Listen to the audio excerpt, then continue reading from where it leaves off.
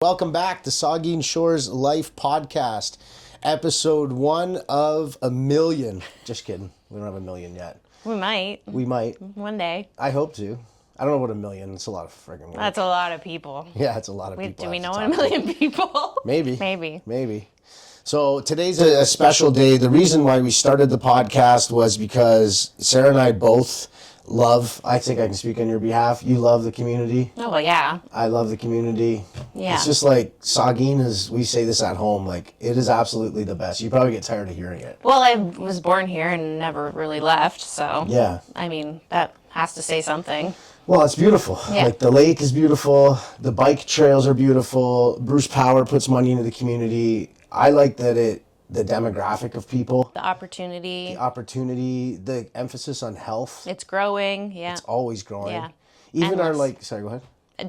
There's endless good reasons to live here and raise a family here, too. Our town council, very forward thinking. Yep. You know, everyone thinks, oh, you guys own the gym, the wellness center, you must be against it. I feel like there's that thing. It's just on record, we're not against. Well, I'm not against it. No. Are you against it? No, our town needs it. Our town needs it. Plus, it's an amazing pool for us to swim in. Yes, it has a gym. Sure, it may hurt our business, but in the grand scheme of things, it just gets more people healthy. It adds to the town. It's beautiful for a small town.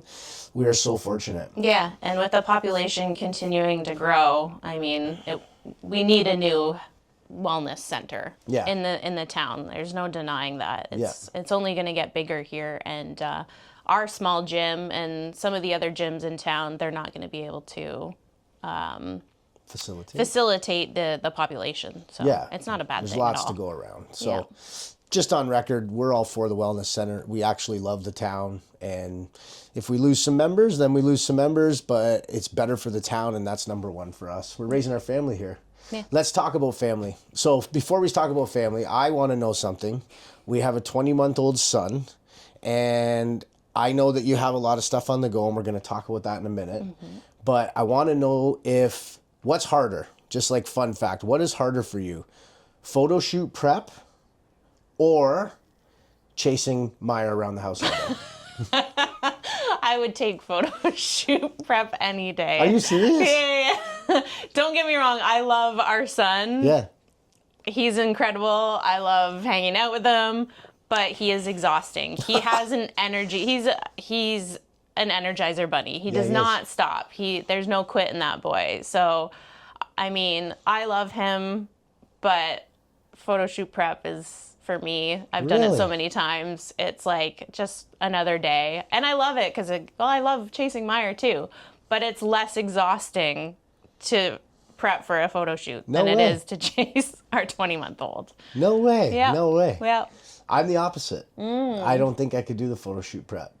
I think that's why we work well together. Yeah, because I don't find him exhausting. I found him powerful, but I do find meals and photo shoot prep exhausting. Yeah. Hard. But I think with children, this has actually been proven that young children are more comfortable showing their feelings and emotions with their mothers than they are their fathers. Oh, yeah. That could be. So I think it's more of because he's coming into that big feeling phase, that's the part that I find really exhausting. Okay. It's dealing with his emotions and... Yeah, for sure.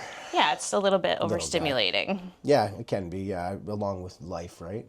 Every decision and the mental load that comes with having a child. That part is hard, for sure. But I could go to the gym and work out for hours because there's no decision. My coach gives me a workout, I go to the gym and I do it. Yeah. But with a child, they are relying on you to make every decision for them. That's the part, the mental part is way more exhausting than the physical. Yeah, I can understand that. I can understand. I'm probably sure a lot of moms can relate and dads can relate to that. For instance, this morning, 30 seconds before we started this podcast, I was on Sport Check buying him winter gear because it all of a sudden decided to be winter this morning. So that's just one example. Yeah, it is a lot. And you do all the food prep. I do a lot of the meals and stuff that you cook all those waffles, those pancakes. It's a huge help. Get the berries ready. Kind of split the meal duties and grocery shopping, but you do take care of the house quite a bit more than I do. Yeah, so I could see where that would be Yeah. exhausting because he's like a little tornado sometimes. You know, we should be careful what we say though, because one day he's going to be like 8 years old watching us be like, you guys really feel that way about me? Yeah. It's like, fuck yeah, we did. Can I swear on this podcast? That's up to you. It's our podcast. It's our podcast. You can do whatever you want. Fuck yeah. Yeah. Okay, so let's talk about where you are now. So we have, and I know all this stuff, but this is for everybody else in town because it's like a really, really cool story. And I know I've told you this, and you being my wife, I'm sure you probably just think I'm being nice, but it's actually a really wicked story. So tell us, like, okay, so you were working at Bruce Power, you left Bruce Power, you're working for the gym, or you're working inside your own business. We build this awesome business together. We decide that we're going to have a child, have a really hard time having a child, very hard time having a child, and we do in vitro. What goes through your mind when you decided well, I was there, but like tell other people what went through your mind when you're like, we're having a child and we can't do it naturally. We're going to do IVF, in vitro fertilization. What went through your mind, that like decision that made that happen? Yeah, it was shocking. It like when you're getting ready to have a baby, it's not something you really think about. It's like, okay, it's such a natural thing to have children. Your body is prepared to do that. So when we were told that IVF was going to be our only option, that was like, it was like a punch to the gut. It was like, seriously, like, and it was during COVID too, which made it 10 times worse. So we had already had the issue of having our business shuttered due to COVID. And then on top of that, being told that you're not going to be able to conceive naturally. It just flipped my life upside down. But on the same page, at that point, there was nothing I wouldn't do. So it was like, okay, let's do this. It was like, I didn't even think twice about it. As much as it sucked, I was mentally prepared to put in the work. And from that first appointment until really the day he was born, I just, I white knuckled it. I just put my head down and I did whatever it took. Yeah, you literally did everything. Yeah. Like from the moment they told us that we're doing that, I was like, there was boxes of supplements showing up. You were constantly researching. Both your diet was just like on point. You were weight training and studying how to still weight train while trying to conceive a child. Like you just went like all totally. I went all in. 100%. Hired a Type dietitian. A. Oh yeah, you hired a dietitian. A natural. Didn't you have a naturopath or a no, the dietitian was like that? the main one. It was kind of a 2-for-1. She sort of took care of both. But I went all in on like non-toxic products. I got rid of all like the soap in the house. I switched to all natural like hand soaps, shampoo, conditioner, like everything. I wanted to completely erase any toxic load on my body if I could control it. There's nothing, like I wanted it so bad that there's nothing I wouldn't have done. And it's funny, like everyone says, and the doctors and the research and statistics show that you may not be successful your first try. But there was a part of me that even from day one knew that it was just going to work. Yeah.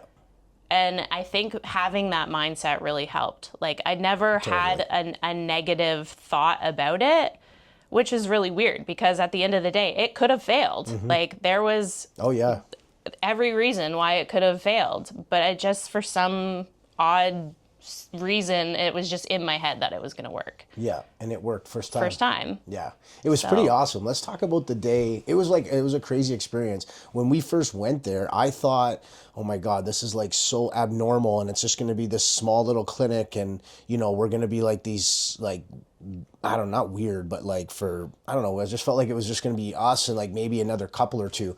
We went to this place and it was it Oakville? The first one was London. Not that one. And then Mississauga. I don't want to talk about that one. First one. First one wasn't a good experience. The second one though, we went in and there was like, the waiting room was like maybe 50 to 60 chairs deep. There was constantly people in and out, some people leaving very happy, and I felt sad for the others, like literally just like you could tell their world had just been ripped out from under them, whatever news that they had. Like actually just makes me almost like I can feel like the tears, like it's just like sad to see, you know. But the thing is, I think it's very, very, very common. Why? I don't know, but I was shocked, like the amount of people that were in and out. And then we made subsequent trips back there, and every time we were there, the place was packed with new people. It was a revolving door, like people coming and going constantly. It's kind of scary to It is think, scary. you know, that the fertility rates nowadays are so low. Yeah. And it just goes to show like how important it is to take care of your body. Totally. And you know, you only get one body. Yeah. So even though we had reasons why we couldn't conceive that were out of our control, we did everything in our control to try to set us up for success. And I think that's super important, not just for IVF, but in daily life too. Yeah, for sure. Definitely. Let's talk about that. Let's talk about, well, before we go into that, let's just finish off IVF. What did it feel like? I know what it felt like. We go into the room. So we have my sperm, we have your egg. They, correct me if I'm wrong, they like put them together somehow. Yeah. Whatever it's called. You have an embryo. We send them out to get tested. We get like the best of the best, which one of them's Meyer. They take that. We show up to this appointment at like say 1 o'clock on a Tuesday. We go in. They get Sarah ready. The doctor comes in. He's putting his gloves on. This is like the biggest day of our life. They're about to basically impregnate her with an embryo, right? That's what it's called. Yep. So we're like sitting there, and I'm like nervous because I obviously don't even know what's going on. It's way out of my scope. Yeah. Right? And we've never done this.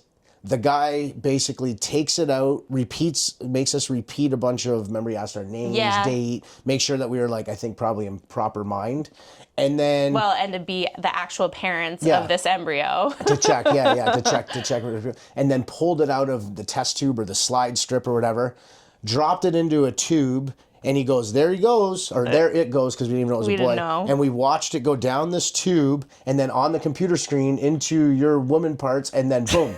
And then they're like... Is there like a little bubble? Yeah. He's like, there it is. There's the baby. It's inside you. Good luck. It literally, was that not how it went? Like 10 minutes in and out. Took his gloves off. Good luck. I wish you guys all the best, and walked away. And that was how Sarah got pregnant. But and then that's not how it went. Am I exaggerating? Probably about the same amount of time it would take to naturally get pregnant. Oh, slow down, bud. Slow down. I don't think so. Hilarious of you to say that. No, it was surprisingly fast though for what it really was. I can't believe you just said that. I had to. Anyways, yeah. All jokes aside, it was awesome. And then let's just touch on one thing. So we're like super nervous, or I don't know. I wasn't nervous. I was excited. Nervous. I was super nervous just because I don't know what's going to happen. I didn't feel anything. Like the guy comes in, the doctor comes in. This is like the guy we've been waiting for weeks to basically give us our child and change our lives forever. Mm-hmm. Do you remember what he started talking about? Jiu-Jitsu. He's seen my ears because I've got the cauliflower ear. And as he's putting the gloves on and pulling Meyer out of a test tube, he starts going on and talking to me as my wife's legs are open in front of him, getting ready for a procedure, talking to me about jiu-jitsu and how awesome it is. Like, for not like 10 seconds, like probably half of almost like the whole procedure. Almost the whole procedure. It was like he's done this probably hundreds and hundreds of times, so it was like nothing for him. To us, it's like the biggest day of our life, and he's just like another day at the office. To go on about all things though, jiu-jitsu, I'm just like, dude, honestly, now's not the time. Kind of a full circle moment though, because really our marriage was built on jiu-jitsu. Let's talk about that. Let's talk about that. What do you want to talk about? Well, I was into jiu-jitsu, right? And then I've always been into martial arts. And then we meet. You're into bodybuilding. Yep. And then you're like, I want to try something new. You wanted to get out of bodybuilding, right? I didn't want to get out of bodybuilding, but I felt like I was just like, it was hamster wheel. I was doing the same things, and I just wanted to challenge myself in a different way. I had done a bodybuilding competition. It wasn't for me at the time. And I see you like really engaged in this new sport. I did martial arts as a kid. I did judo for like, I don't even know, probably less than a year. But I was really, really small. So to see like you really enjoying it and you're getting a really good workout from it, it was just something new that I thought might be a good challenge for me and take me out of my comfort zone. And what? And was it a challenge? Oh my God. I remember the first class, like I was just flabbergasted. I couldn't figure out why anybody would want to do this. Yeah. But at the same time, I couldn't get enough of it. It was like, okay, I have to figure this out. I want to come back. I want to do more. Yeah. And I mean, that was 6 years ago. No, 2015. More than that. 2015, 10 years 10 ago. years ago. Oh my God, 10 Yeah. years ago. That's insane. Yeah, you've been training a while. Yeah. Yeah. It's hard for a woman too. Let's talk about a woman inside, because it's like it's super close quarters. Like the main one of the like main positions of jiu-jitsu is what's called the guard, which is basically my feet cross and this opening in my legs is where the person goes.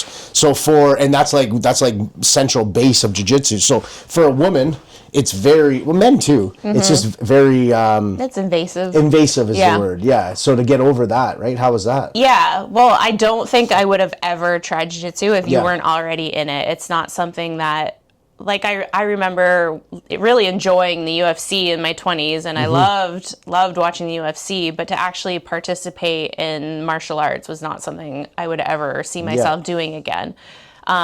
So you being there and being able to train with you really brought comfort to me. And there was another woman, going back to the early days, it was crazy to actually see another woman training. So that was helpful too. Her and I kind of hit it off and trained a little bit together. Who was the woman? Well, when we were first at Dan's, it was Kim. Yeah, and Kim. then Terry at Mike's. Yeah, Terry, yeah. So Ashley. yeah, Ashley. Yeah. I mean, as the years went on, more and more women started to get Now it's into Jade. it. Now it's changed. Now it's like, I wouldn't say 50-50, but 70-30. it's getting better. Yeah.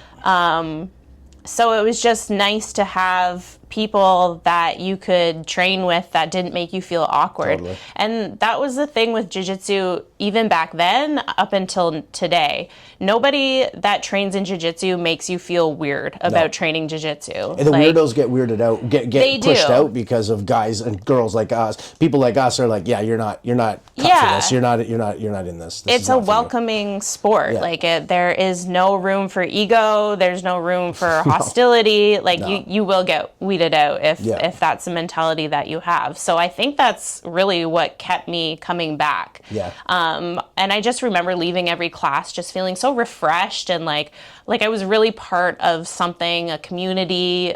It became a family. Yeah. And even now to this day, we started our gym back in 2017, 2018. A lot of those people that started with us are still training there. Yeah. So they have and they're become like family now. Yeah. They're literally like family. Yeah. So like there's people at the gym where I can call, nothing against my family, but I feel like I could call these people and they would be there before some family. Like that means like something. Dylan and Jade, like literally text him and he's like at my door. What do you need help with? Like they're just the jiu-jitsu community is amazing. And that alone it makes you not want to give up because those people, you're kind of failing your team. Yeah, they're relying on you, and not only to train, but you just feel like you'll let them down if you don't show up. Totally. I know the feeling. Yeah.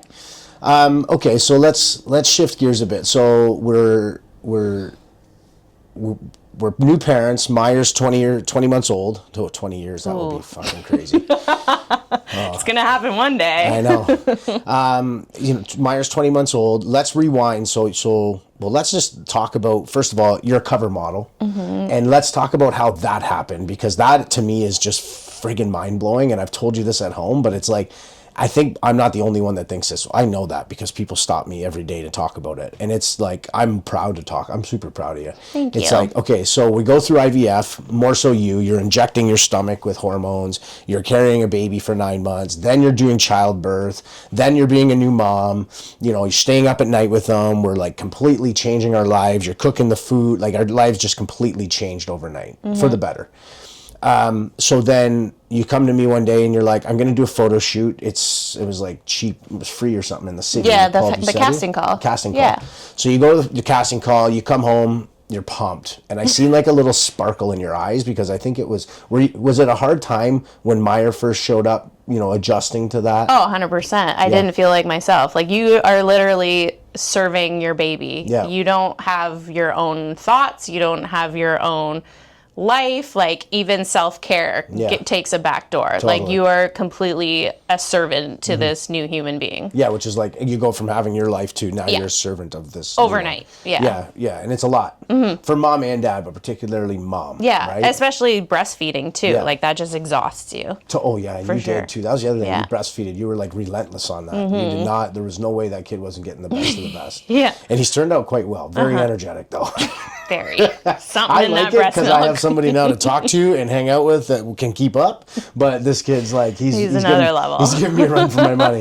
So okay, so you're going through that. Mm-hmm. You're going through, we're new parents, and then you go to this casting call. You get going into fitness again. Not that you ever really got out of it, but like you're just like, I'm getting my body back. Yeah. In like the matter of like 6 months, you're ripped again. Sexy. Well, I wouldn't go that far. 9 months? No, I would say sorry. like a year. Rip is subjective to what other Okay. people think, though. To me, you were ripped. To you, Yeah. you weren't ripped. But to the average person, myself, I think you were pretty freaking ripped. It took me about a year to get back to where I was pre-IVF, Okay. I would say. Yeah. So then you go to this casting call, you come home, and I see, like, I know when Sarah's about to pitch me on something because she pre-frames it, and I'm in sales, so I know when the sale's coming. I'm waiting for the pitch, waiting.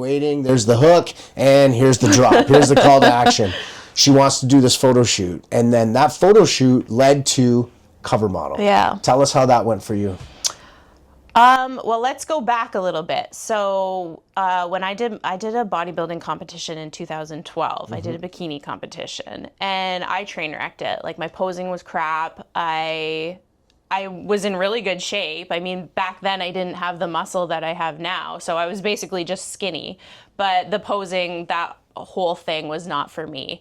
But then after the competition, I did a photo shoot at the competition, and I fell in love with it. I had so much fun doing that photo shoot, and from then on, I just fell in love with modeling. I just felt like I had found my calling. I wasn't great at it because I had no experience, but I loved it.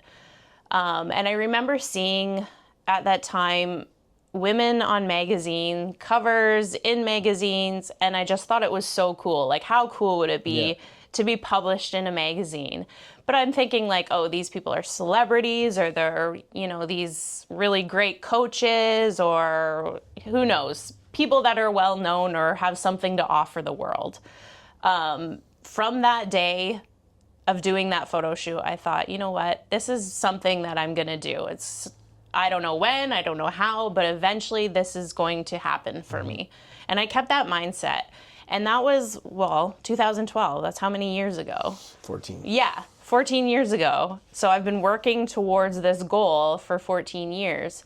And I did a photo shoot about 6 or 7 years ago, hoping that it would lead to something. It didn't. And then COVID happened, IVF. So all of these like major life events happen, and it just changed who I was. And I just, I put that in my head that despite everything that's happened, that kind of backtracked me a little bit on this goal. I'm still going to make it happen. I'm not going to let these things that happen to me shape who I am and stop me from reaching my goals. Yep. And I went for it. So, you really went for it. Like, you like basically came home and are like, I'm doing this. I hope you support me, which I obviously did. Yeah. But it was like, you just completely that's what you focused on for like 3 or 4 months, was just getting prepared for that, which was like awesome. It was awesome for me because I got to take more time with Meyer, forced me, and now I'm more close to him. But then to watch you like just basically be like, I'm doing this, and like just set your intention and be like, I'm fucking doing this. Yeah. Like, tell me how do you get to that point in your mind? I think I've always been that way. Just whenever there's been a goal or something that I want, I don't quit until I get it. I've just always had that drive. And I think with being so passionate about fitness, that really helps. I mean, if it's something you're not passionate about, you're not going to go for it. But if you truly enjoy it and it's something that has, I don't want to say defined me, because I don't think, yeah, it is. Yeah. It really is. There's nothing that will stop you. But I also want to say that I couldn't have done it without your help. Oh, thanks. Yeah, to be able to get up in the morning and go to the gym and know that Meyer's at home with his dad being taken care of, he's fed, like, that really helped me find my identity as a woman again. After Meyer, yeah, because I felt lost. I mean, I don't think there's a woman on this planet that has a baby and doesn't feel like they've lost themselves, because you don't think about yourself for. Do you think the photo shoot pulled you out of that? I think the goal of the photo shoot, Okay. it could have been anything, but I think having the goal and working towards something pulled me out of that. Yeah, definitely. For And sure. I noticed it too. It was actually quite awesome to watch. Yeah. Right? It's like the important of having a goal, to something to work for. We've said it before. It's like, well, is it healthy to always have to be chasing something? Mm-hmm. It's like, at this point in the game, I feel like it might be. Like to have some sort of goal rather than Something. just something to look forward to. Yeah, or it something to doesn't- drive you to. I mean, it doesn't have to be as That's a pretty big goal. crazy or, Yeah. lavish as a cover shoot, but just something to drive you every day. It could be something as small as like just having kids, Yeah. like having a child that you want to set an example for. Like Yeah. every day I wake up and there's some days I don't want to go to the gym, but I think about, okay, if I keep that mindset of not wanting to go to the gym, every day I don't go to the gym, I'm going to get a little bit unhealthier.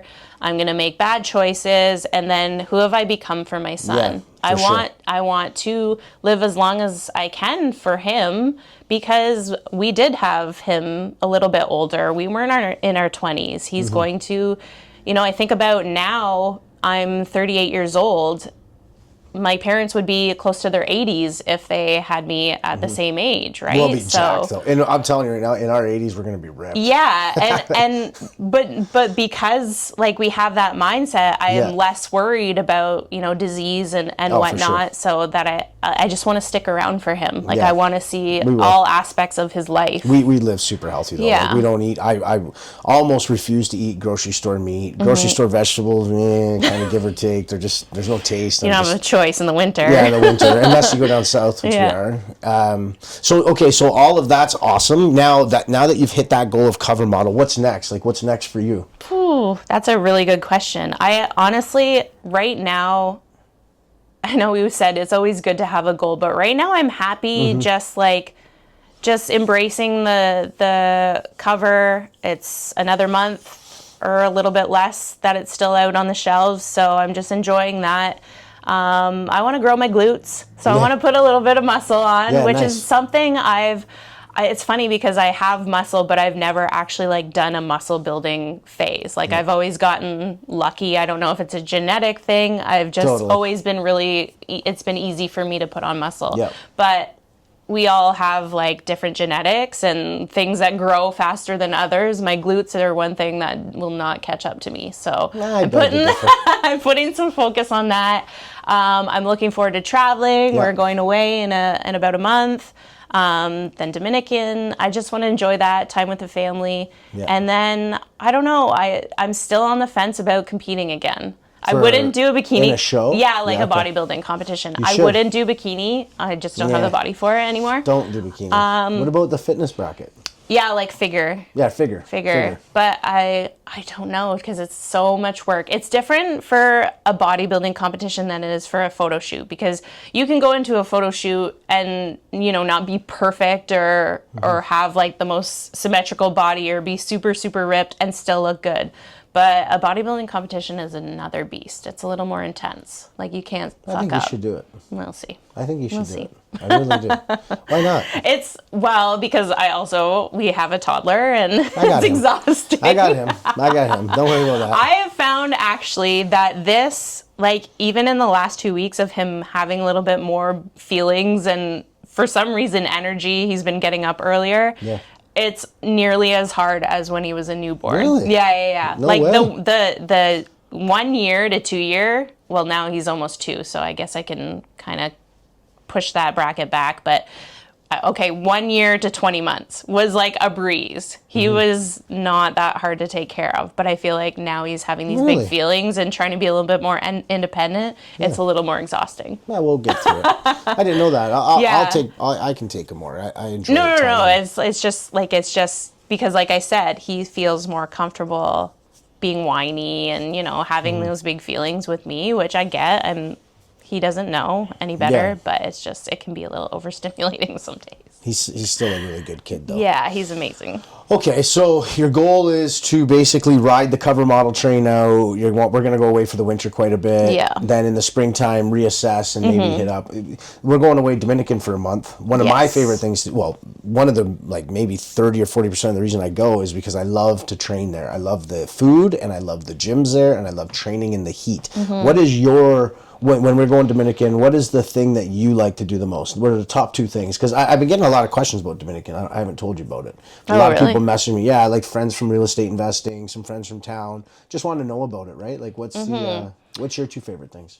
I like going out to eat. Yeah, for sure. I like sitting on the beach. There's a beautiful beach, Cabarete, and all along the beach is like really, really good restaurants. I love just sitting there, watching the waves, people watching, having a good meal, having a nice cocktail. That's one of my favorite things, but also just like lounging around the pool and just being in the heat, like not being here in the winter. That's awful in the winter. Yeah. It's just so nice. And their food, some people say to me, no, well, Dominican food because you're going to a Dominican resort or you've gone off the resort and you've eaten rice and beans because that's like their, or plantain. Yeah. It's like, which is basically a banana. I don't know why they call it plantain because it's a fucking banana. I think it's a different species of banana. It tastes like a banana to me. But it's anyways, a banana. The food that they have there is unreal. So a lot of their beef comes from Brazil or Argentina, Brazil and Argentina, and it is awesome. Churrasco steak, which is basically skirt steak, was what we call it here. Yeah, but the way they cook it there is just like, oh my god! And it's like this big, and it's like $10. Fresh seafood, everything. The rice, even the rice is like, it's amazing. The food there is awesome. Now, it's not your typical resort food. Like if you go off the resort and go to actual restaurants and cheap, so cheap. We go out for like 8-10 course meals with our whole family. It's like $300 Canadian. And I'm talking drinks, everything. Sarah and I notorious. Like, as soon as we sit down, I'll order like 8 appetizers for the table, like big feast, $300. And they're like so happy to get the money. The only thing I find with Dominican where we go, it's the North Coast. It's kind of got a bad hype. 1, there's a lot of prostitutes, but they've cleaned that out. Yeah. And 2, it's very close to Haiti. And we're adventurous. I'm very adventurous. Sarah's a brown belt. I'm a black belt. We're both fit. I'm pretty confident I could take on a few people. You too. Haiti, I do not mess with. No. The Haitians, when I see them in Dominican, nothing against them, but they're just a different culture. And I feel like the north coast of Dominican gets a bad rap because of its geographical location to Haiti, because it's pretty close to the Haiti border. And Haiti's all over the news. Like the gangs basically run the country. I still feel safe there though. Like you've never really seen. Not Haiti. Just no, be clear. No, not in Haiti. Yeah, Dominican. Oh, I feel safe. We've never had totally an issue. Safe. I've never really heard of anything really bad happening where we go specifically. No. Well, you don't put yourself in it. That's another thing with jiu-jitsu. It's like just in life, you just realize if we're not going out at night. We have you can. We've walked around. I jog at night. I jog in the morning. I go to the gym when it's still dark. You're fine if you put yourself into the situation. Probably if you're there, drugs and girls and parties. Stay away from all that. Yeah, which we're not doing. So we're pretty safe. We're usually in bed by 9. Yeah. Yeah. It's a good life. Okay. Up training early. I have a question for you about me. I'm almost scared to ask it, but I'm going to ask it because I think it's going to be a good answer. So I get my license. I tell you that I'm getting my license because I want to sell 1 or 2 houses. You've brought that up numerous times that I've said that, numerous times. How's selling 1 or 2 houses going? It's been 7 or 8 now. Yeah, I'm super freaking busy, and I love it, though. I absolutely love it. What's it like to be married to a realtor? I think for most people, this answer would be different. So I'm going to answer as, what's it like to be married to Jesse Top, who is a realtor? Yeah. I think you have to be a special human being that is very understanding of your drive. Yeah, okay. And is very supportive of your ambition. Yeah, okay. Which I am. Yeah, I know. I am, for sure. It's nonstop, and in the beginning it irritated me a bit because it's like you're always on your phone. As a realtor or as an entrepreneur? I would say both. Let's just talk about realtor, because entrepreneur I know it did when we first started. Yeah, but it's about the same now. Okay. Yeah, for sure. But I get it because you have to be on all the time. Yes. There's no weekends. There's no. there's no time where it's just like, okay, I'm putting my phone down, I'm not going to answer. With the exception of dinner time. Yeah. For the most part. Yeah, for the most part. For the most part. Yeah. And it was hard in the beginning to get used to that, I think. But honestly, since Meyer's gotten a little bit older and I'm not breastfeeding anymore and you've taken on more of like the dad role and really embraced it, I see more balance. Okay. I'm starting to see more balance. And it's important that to me that you carve out time for family. Like if it is something like, okay, it's me, you, and Meyer, this is what we're doing, you do put everything on hold. Like to the best of your ability. If it's like the same day as a closing, then I get it, right? But there's just, I mean, you supported me through my goals, so I feel like, I mean, I would anyways, but it's imperative that I support you through yours too. I know you said in the beginning, like, this is just going to be kind of a side gig, and it's become a full-time career. It's full-time plus. So if it's something that you enjoy and you're getting, you know, something out of it and and it's filling your cup, then I'm going to be nothing but supportive. It can be a lot, though, eh? It can be a lot. On the phone. The phone thing. It bugs me, too, just so you know. It's just like, oh, man, my phone is it's like, just I'm going on this off thing all the time. But in the same sense, it's like, I closed a property for friends of ours. I won't mention their name on the podcast. I'm going to have them on. They were in their house, beautiful home. They sold that home. We got them into luxury, a high-end home.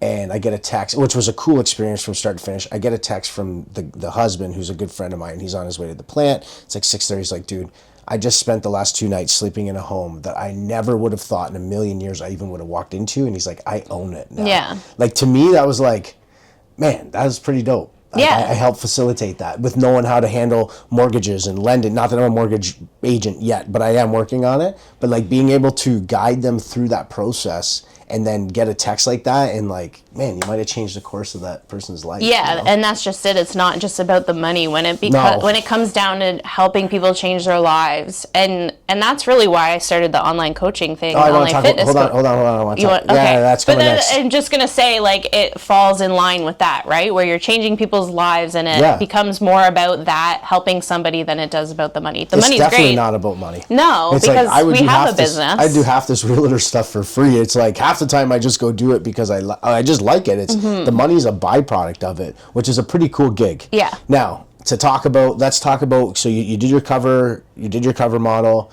You're now hopefully going to be in another issue, which we're trying to kind of work on, I think. I sent you a picture on. I think you should really pursue that, just for the record. On the record, I think that you should be in really subsequent issues. I know, but I think you should pursue the one I sent you a picture to. So you're on the cover.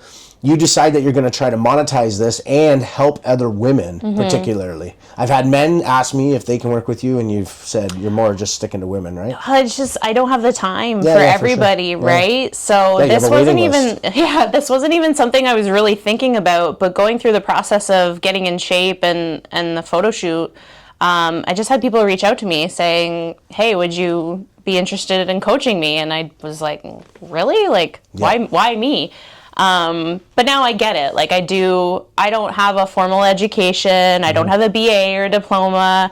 I'm just really passionate about fitness and nutrition. And I think that says more sometimes than just having a piece of paper that says you have knowledge. Like I've invested years and years in educating myself and going through the research and you are obsessive when it comes to nutrition, and you should say that you do have some pretty high-end certifications. It may not be BAs, but you've done quite a bit of self-research, quite a bit of courses. And schooling. I've put in time. Let's put it that way. So what's Unstoppable Her? What is it? What's it look like? What's its mission? What are you doing with this? Yeah, it's really and some people they niche right down to just being fat loss coaches, and a lot of my clients are after fat loss, but that's not all. Women want this shapely body. I hate to use this word, but toned body, and they don't realize that body comes from building muscle as well. So I think a lot of women come to me thinking that they just want to lose fat, and they're doing all this cardio and they're eating like 800 calories a day. Noosh. Yeah, like it's crazy. My mission is to help them get the body that they want without going to extremes, without having that all or nothing mindset, without beating themselves up for having a piece of cake or a slice of pizza. Fat loss and changing your body is actually quite simple when it comes down to the science, but it's not easy. It is all mindset. So a lot of the work that I do with them while explaining their plans, their training, and their nutrition plan is explaining, you don't have to be perfect. You don't have to stick to this 100% of the time. You just need to be consistent. If you fall off track, get back on track the next day. And I think that some coaches really push the grind, and I don't really think that's necessary. And in the end, it usually backfires. Well, not necessary for long term. Right, exactly. Short term maybe, but long term. Yeah, these are people who just want to feel better in their skin. I'm finding a lot of your clients are like professionals, particularly locally. Professionals, a certain income bracket, a certain level of education, and it seems to be working really well for them. You've had some great success. Sometimes it's somebody who is just so invested in their career that they lose track of their health a little bit, and they just need some accountability to get back on track. For sure. So that's really what it's all about. It's not about chicken and broccoli 5 times a day and training for 10 hours every week. Like, some of my clients have come to me and they're training 7 days a week. And I say, let's start over. Let's set a baseline, a little bit of a deficit, nothing crazy.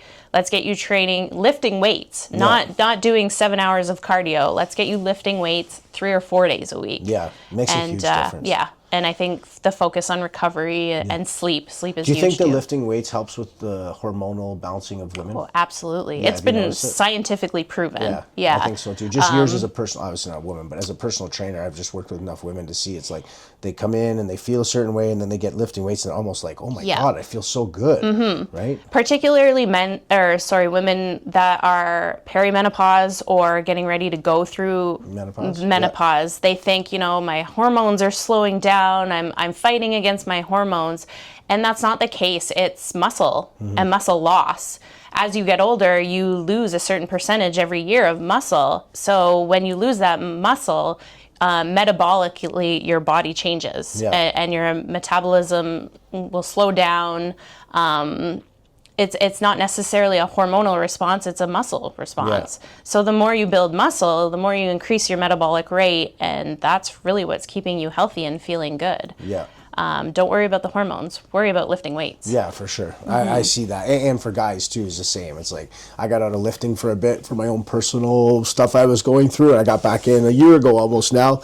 And now I can't imagine my life without it. It just feels so friggin' good. Like every day, it's like I'm up early to go lift weights. And it's like, it just feels awesome. And I always say, like, the muscles are just a byproduct of it. It's just like how you feel after. Or whatever happens inside my body, and you're the same. It's just like, or you would be the same, I would think. It's like, it's just crazy. Okay, I want to rapid fire you some questions. Okay, let's go. Okay, favorite color? Purple. Okay, favorite food? Pasta. Favorite? Pasta. What kind of pasta? Like creamy, high fat pasta. Like Alfredo. Okay. Favorite country? Thailand. Oh, Thailand was awesome. So good. Yeah, where travel destination you want to go to next? That's not the Caribbean where we go all the time. I would say Italy or Greece. Okay, yeah, I'm on the same page. Yeah. Do you want to buy another boat? Yes. You do, eh? Do you want to help me clean the boat and maintenance the boat? That's a side note. I just made that one up. That's funny. What's the next 5 years career-wise look like for you? I was actually thinking about this the other day. Like, am I going to want to continue doing the online coaching long term? And I was kind of on the fence about it. So I'm going to say I don't know for that. I feel like it's going to be a lot more manageable when Meyer's in school. So it's something that I want to continue because I want to help people. But I mean, everything in life has its seasons. I've done the online coaching thing before, and then I kind of went through this like weird phase with fitness where I didn't hate it, but like I just I dreaded it for a little bit. But I feel like I'm in a really good groove right now, that if I stay in this like good mindset